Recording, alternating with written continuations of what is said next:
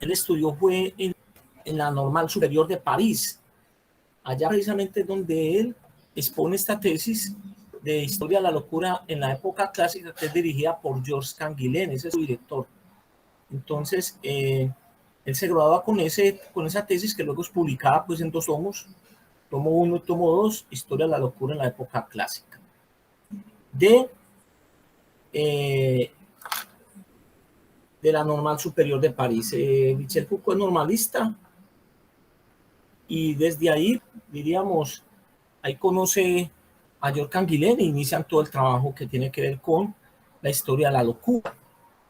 ¿Qué es lo que va a estudiar Foucault? Foucault va a estudiar los discursos sobre la locura en las diferentes epistemes. En la historia de la locura, él hace una reconstrucción, o más bien una indagación sobre los discursos sobre el loco y sobre la locura en toda la historia occidental. Es decir, desde Grecia hasta mediados del siglo XX prácticamente. O diríamos hasta mediados del siglo XIX, cuando aparecen los sanatorios más bien. Entonces, lo que me llama a mí la atención es que en la medida en que va cambiando la episteme, va cambiando la mirada sobre el loco.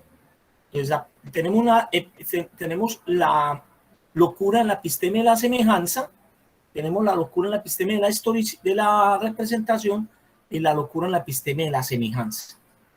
Entonces analicemos, dice el texto, analicemos de qué manera se inscribe la historia de la locura bajo la óptica de estas 3 epistemes que traen el sello de Michel Foucault.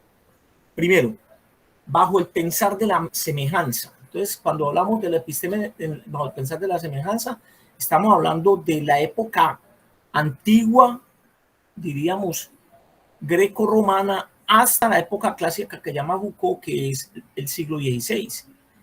Entonces, estamos hablando ahí de más o menos 2000 años. Después viene la episteme bajo la óptica de la representación, que él lo llaman bajo la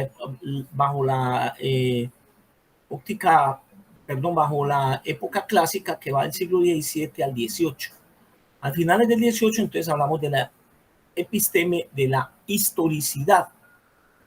Entonces ahí miramos la locura, cómo se va transformando la mirada sobre el loco y la locura bajo esas 3 epistemes.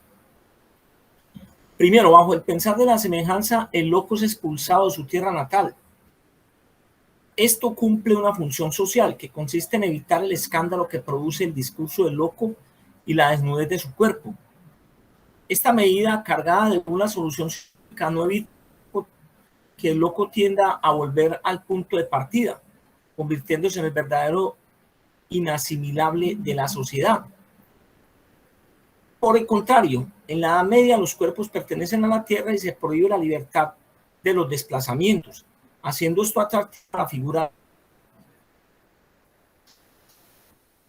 En el siglo XV existió un objeto llamado la nave de los locos. Allí se hacía evidente el poder de los locos, poseedores de un saber satánico y prohibido, capaz de predecir el destino de los hombres. Para el saber medieval es evidente que el loco, el endemoniado, guarda el secreto de la naturaleza humana. En este sentido, la locura es triunfal y el loco es una figura atractiva, temida, buscada y portadora de un saber. Para Foucault, bajo la episteme de la semejanza, en esta época pues tan extendida en el tiempo, que casi recoge la Edad Media y el mundo antiguo, el loco es un personaje inasimilable. Es decir, es un personaje temido y respetado y temido por su desnudez, por su discurso, la forma de hablar, por la incoherencia con relación a los demás en que lleva su vida.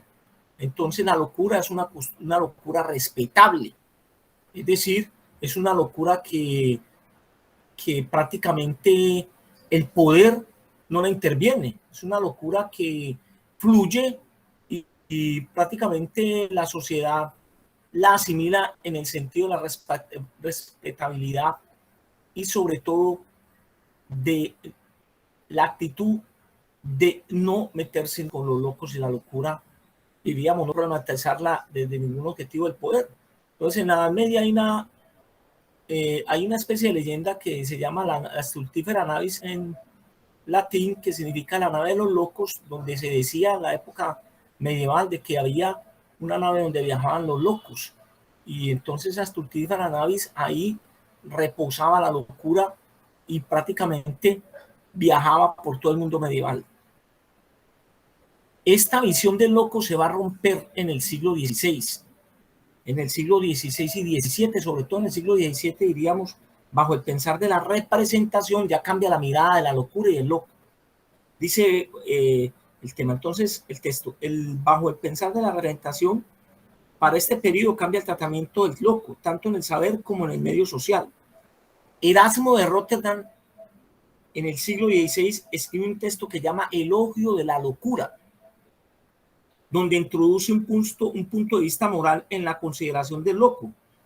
Dice que en la nave de los locos, en la Astultífera Navis, se han embarcado seres orgiásticos, delatores, avaros y borrachos. Plantea entonces que la locura nace en el hombre por sus debilidades, ilusiones y sueños, por su presunción del saber, por sus discusiones ociosas, por su conocimiento desordenado e inútil. Erasmo elogia la calmada voluptuosidad, la complacencia que permite comprender el mejor sentido del universo, lo que no poseen los locos. Entonces aquí hay una crítica a la locura.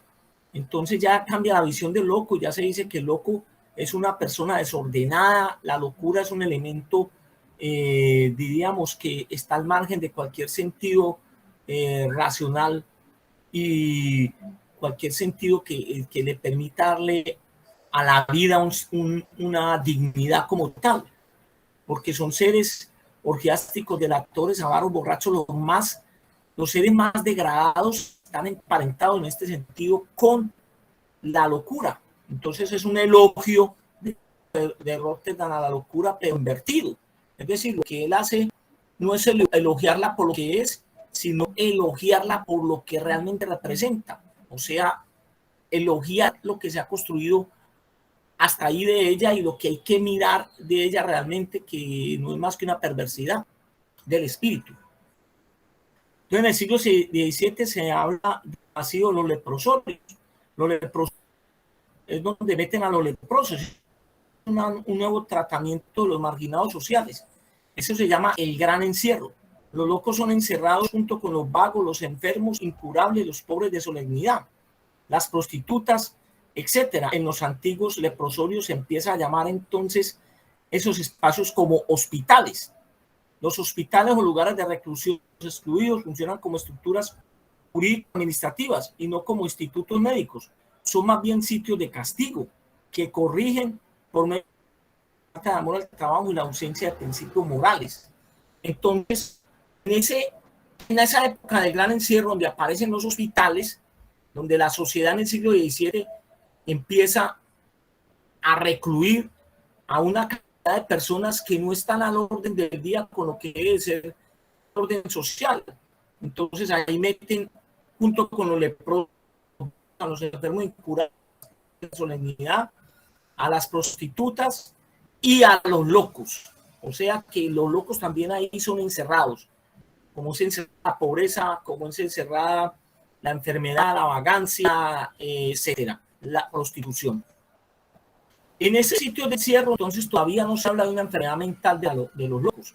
Siempre encierran porque hacen parte del desorden social. Eso es importante. Igualmente se castiga por medio del trabajo, impulsando talleres de producción de bienes. Entonces, hay una película que se llama Letras Prohibidas, que la vamos a ver para la próxima semana. Yo la voy a buscar y se la voy a mandar al correo, donde ustedes van a dar cuenta cómo se trata a los locos en esta época, antes de que aparezcan los asilos de locos, o lo que nosotros conocemos los hospitales o los manicomios, estos sitios de encierro. Entonces, estos sitios de encierro son unidades administrativas donde meten toda esa cantidad de desordenados.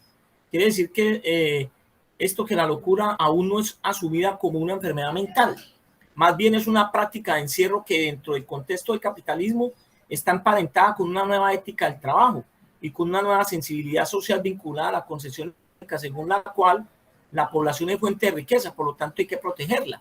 Entonces, como estos son ociosos que no producen nada, entonces hay que encerrarlos y ponerlos a producir bajo fuerza. Entonces, en estos sitios de encierro no están haciendo no, diríamos que ellos no están haciendo nada, sino que ahí tienen que producir, ahí los vinculan de alguna manera a un mecanismo de productividad para castigar ese espíritu ocioso que no se ve bien en el periodo de esplendor, del nacimiento esplendoroso del capitalismo. Eso es importante. Entonces, es así como surge simultáneamente la policía. La policía entonces se crea en este periodo con la intención de que cumpla la función de encerrar a los marginales. Entonces, estos marginales necesitan de una institución que los busque, los reclute de alguna manera, los encarcele y los encierre y los lleve a esos hospitales o a esos sitios de encierro. Esa institución es la policía. Entonces, Foucault dice que ahí, en ese siglo XVII, es que aparece la figura del policía, que el policía está diseñado para eso, para perseguir a estos, diríamos, elementos sociales marginales y que no encajan en el ordenamiento social. Entonces, así como surge simultáneamente la policía, cumplió la función de encerrar a los marginales.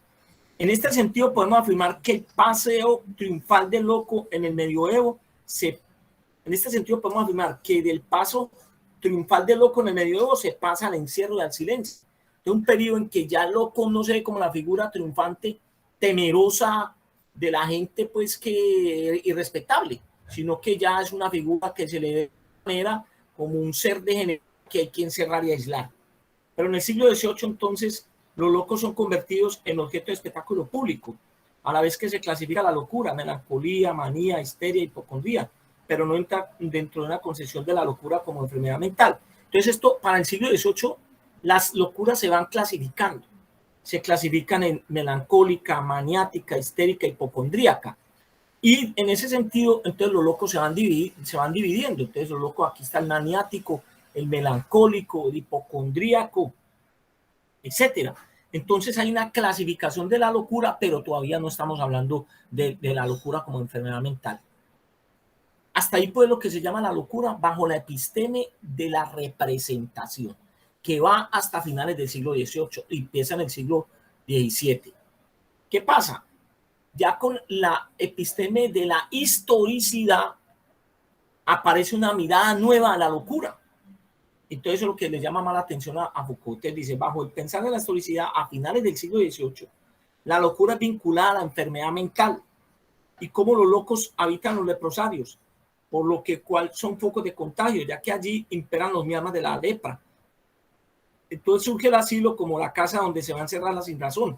Entonces allí, dice Foucault, aparece por fin un sitio donde meter a los locos. Ya los locos no se van a revolver con toda esta otra gente, sino que le va a hacer un encierro aparte, una institución aparte, donde se van a recluir porque ya ellos son tratados como enfermos mentales, están mal de la cabeza. De la medicina, como discurso, a la medicina le surge un discurso superior que sale de ahí, que se llama la psiquiatría, que es la que está encargada de estudiar a los locos. Entonces, los locos son tratados por médicos psiquiatras, como hoy. Ustedes saben que para usted ser psiquiatra primero tiene que ser médico, y es muy diferente un psiquiatra a un psicólogo. Estamos hablando de medicalización, porque usted a un loco lo opera, le abre el cerebro, lo interviene, lo medicaliza, es un psiquiatra, no un psicólogo. Entonces ahí aparece la psiquiatría como un ala discursiva a la medicina para tratar a estos locos. Entonces, a estos enfermos mentales, ya no les vamos a decir locos, sino enfermos mentales o dementes como tal. La locura es vinculada a la enfermedad mental y los locos entonces son aislados y se meten en unos sitios donde se van a encerrar la sin razón. Entonces allí en los manicomios o asilos de locos se va a encerrar, dice Foucault, la sin razón. ¿Cuál es la sin razón? La que portan los locos. Porque cuando usted pierde la razón, quiere decir que usted está cayendo en la locura. Cuando usted cae en la locura es porque ya usted no razona como los demás razonan, entonces hay que encerrarlo. Entonces hay una práctica de poder que significa encerrarla sin razón. Es así como frente al loco se destaca la figura del médico psiquiatra como nuevo personaje institucional encargado de proteger la sociedad y de someter la locura. Entonces el médico psiquiatra surge en ese contexto de la ciudad burguesa del siglo XIX como un protector de la sociedad, porque ese es el que está encargado de coger al loquito y bueno, usted venga para acá. Lo encerramos y aquí lo medicalizamos. Perfecto. Entonces, bien, fueron entonces Felipe Pinel en Francia y Samuel Tuck en Inglaterra los primeros médicos creadores de asilos para locos, afirmando que la locura es una enfermedad que debe ser tratada como tal y debe ser en los asilos donde se debe buscar la curación de la locura, de la enfermedad mental. Entonces el hospital psiquiátrico nace para eso, para curar la locura. Luego en el siglo XIX el romanticismo vincularía la locura a la creación artística y aparecen los locos geniales como Van Gogh, Nietzsche o Artaud, que serán creadores de obras de un gran impacto por el drama de su locura y que hoy hacen colapsar el pensamiento moderno, dice Foucault. Entonces hasta ahí este capítulo de este libro. Entonces yo quiero hacer una síntesis, ya diríamos, de lo más importante de este tema de la locura bajo las tres epistemes de Foucault. Entonces, ¿qué dice Foucault? La locura tiene una historia, pero no es una historia de lo loco ni de la locura como tal. Es una historia del discurso, una historia discursiva sobre ese tema de la locura, que es lo que a él le interesa. A él no le interesa entonces hacer una historia de los sanatorios, le interesa es ver en ese texto que llama Historia de la locura en la época clásica, su tesis doctoral, ver cómo ha cambiado el discurso sobre la locura. Los discursos, usted sabe que el concepto de discurso tiene que ver con los saberes, las ideas, las formaciones discursivas y las prácticas. Entonces, como decíamos en la clase anterior, el discurso se encarna en las instituciones, allá donde se encarna, porque allá se enseña y se practica en la institución. Entonces, se hace una formación discursiva porque la gente entra a esa institución a aprender los discursos y se hace una práctica discursiva porque después de que se forman en nuevos discursos, la formación discursiva viene la práctica discursiva, que eso lo desarrollan en un libro que llama La arqueología del saber. Entonces, lo más importante es que para Foucault esa historia de la locura está atravesada por tres grandes momentos discursivos, o sea, momentos en que la locura es mirada, estudiada, asimilada por la sociedad según un discurso fundamentado en un saber y en una práctica de poder institucional. Esos tres momentos es la locura bajo las tres epistemes. Como dice él, en la episteme de la semejanza hay una mirada del loco respetable, el discurso del loco sobre el loco muy diferente a lo que hoy tenemos o a lo que se construyó en el siglo XVII y XVIII, porque hay un discurso que habla del poder de la locura, de ese sentimiento sobre el loco de una persona que tiene un saber, que tiene una forma de vivir, que esconde secretos que solamente el loco posee en su forma de hablar, ¿verdad? Que los locos son incoherentes cuando hablan, coherentes en su forma de vestir y de comportarse en la sociedad. Entonces son locos que se dejan, la locura como tal es respetada porque se deja transcurrir y hay una tolerancia con el loco va y viene y nadie mete con él. Pero para la episteme de la representación, ese cambio que se da epistémico, dice Foucault, entre el siglo XVII, y XVII, que es la entrada de la episteme de la representación, ya esa mirada del loco cambia. ¿Por qué? Porque aparece un nuevo discurso sobre el loco que él lo inaugura hablando de Erasmo de Róterdam en el libro Elogio a la locura, donde el libro del siglo XVI, donde él empieza a ver la locura de otra manera. Entonces él plantea que los locos son seres degenerados, que no tienen ninguna respetabilidad, que son seres orgiásticos, que son seres que son seres degradados, etcétera. Entonces ya hay una mirada diferente del loco. Entonces dentro de esa mirada diferente del loco aparece en la época del encierro una institucionalidad que va a decir, venga para acá, a usted hay que encerrarlo. Entonces en la época del gran encierro, y se Foucault que los invito a leer ese libro maravilloso, Historia de la locura en la época clásica, su tesis doctoral en la época clásica. Él dice ya ahí que los locos empiezan a ser encerrados en las grandes instituciones llamadas por primera vez hospitales. Ahí se encierran los locos, ¿con quién? Con los leprosos. Se encierran los locos, ¿con quién? Con los pobres de solemnidad. Se encierran los locos con los vagos, con la gente que no trabaja, no hace nada, hay que encerrarla. Con las prostitutas y los bandidos también van ahí. Entonces, porque todavía no ha nacido la institución de la prisión. Recuerde que la institución de la prisión, dice Foucault, vigilar y castigar, nace en el siglo XIX. Ahí lo que hay es unos sitios de encierro donde aparece la figura por primera vez del policía que tiene la función de ir y buscar a esta gente, ubicarla y someterla a nuevos sitios de encierro. Así se va, ¿hasta cuándo? Hasta finales del siglo XVIII. ¿Por qué? Porque a finales del siglo XVIII ya cambia el discurso, aparece una nueva episteme de la elasticidad, declina la episteme de la representación, entonces el loco que había llegado inclusive la locura a clasificarse en 4 tipos, manía, melancolía, hipocondría, etcétera. Todavía el loco no es visto como un enfermo mental, pero ya para finales del 18 y principios del 19, ahí sí cambia el discurso. El discurso sobre la locura cambia, entonces el saber médico empieza a intervenir en el tema de la locura, y entonces ya no se habla de locos o de enfermos mentales que han perdido la razón. Entonces, como han perdido la razón, ellos no tienen por qué estar amigos con todos estos otros personajes en esos sitios de encierro. No, hay que hacerles una institución aparte. Esa institución aparte se llama el asilo de locos, que nosotros llamamos manicomios. ¿Quién es el chacho de esta película? El psiquiatra. Entonces, el psiquiatra, que es un ala de la medicina como tal, el discurso psiquiátrico, dice Foucault, que empieza a analizar los discursos psiquiátricos de la medicina, que querían ver al loco como un demente enfermo mental, empiezan a promover institucionalmente el tratamiento, medicación e intervención desde la medicina psiquiátrica del loco. Y ahí termina él, diciendo después de que hay, en el contexto de dinero aparecen unos locos geniales como Artaud, como Nietzsche, otro loco, y como Vincent van Gogh, el gran pintor holandés. O sea que hay una especie de locura también triunfadora en ese estilo, pero es una mirada desde el romanticismo, no desde la psiquiatría, porque todos pasaron. Usted sabe que manicomio cogió también, diría, términos Nietzsche. Artaud y Van Gogh, todos pasaron por esa institución. Claro que son causas diferentes y nos vamos a detallar ahí. Por ejemplo, el tema de Van Gogh fue el alcoholismo que lo llevó a eso, el exceso de alcohol.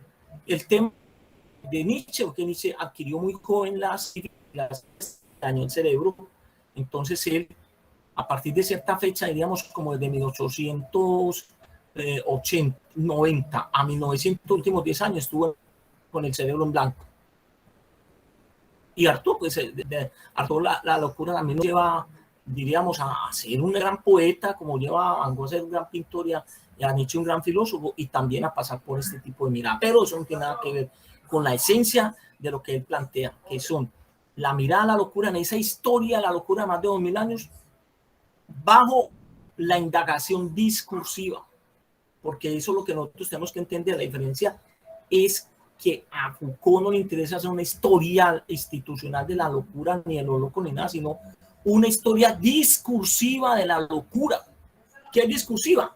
Ya ustedes saben, es la forma en que los saberes y las prácticas de los saberes trataron al loco en estos más de 2000 años que él analiza en ese libro. Entonces, hasta ahí llego yo. ¿Alguna pregunta? Quiero que me digan qué inquietud les queda sobre el tema y qué pregunta tienen al respecto. Ahí se cierra, pues, entonces.